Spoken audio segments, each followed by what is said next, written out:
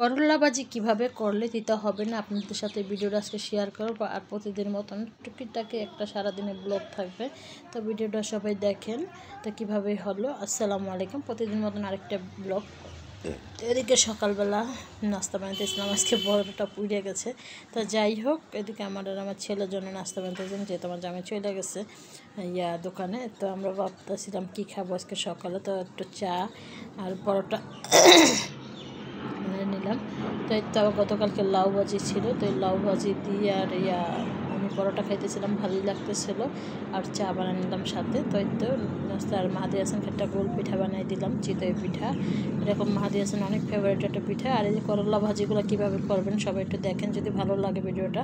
এভাবে গোল গোল করে করলাগুলো পাতলা পাতলা করে কাটবেন, আর পেঁয়াজগুলো গোল গোল করে পাতলা পাতলা করে কাটতে ভালো করে ধুইয়া কষলে ধুবেন।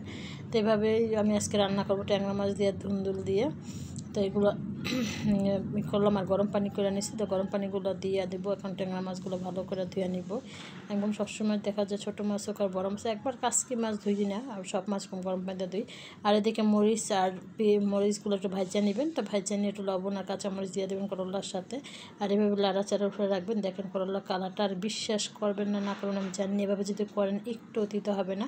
আর করলা আর পেঁয়াজের সাথে করে একসাথে মিক্স করে আমি ধুইছি, আমার বেসনের দিকে একটু অন্ধকারের জন্য আমি দেখাতে পারিনি। একসাথে মিক্স করে কষলে ধুইয়া একটা জালনিতে কষলে দিয়ে দিয়েছে। তো আমার করলা ভাজিটা হয়ে গেছে, একটু তাড়াতাড়ি নামাইতে হবে, লাড়াচাড়ার উপরে রাখতে হবে। তো দেখেন করলা ভাজিটা কত সুন্দর একটা কালার আসছে। আর এদিকে আমি তরকারি বসাই দেবো ট্যাংরা মাছ দিয়ে ধুন্দুল দিয়ে। তো মশলাগুলো আমি ভালো করে কষা নিয়েছি, আর এখন ট্যাংরা মাছগুলো দিয়ে দিব।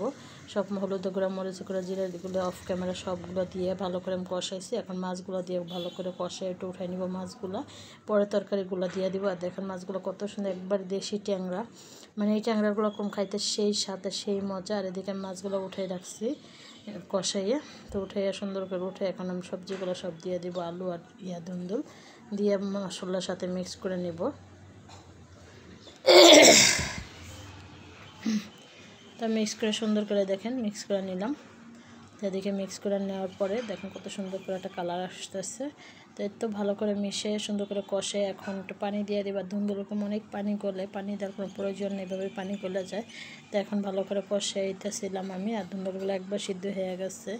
আর টমেটোগুলো আমি একটু নরম করে দিতেছিলাম, একটু গলায় দিতেছিলাম, যে একটু তরকারিটা অন্য একটা কালার আসবে।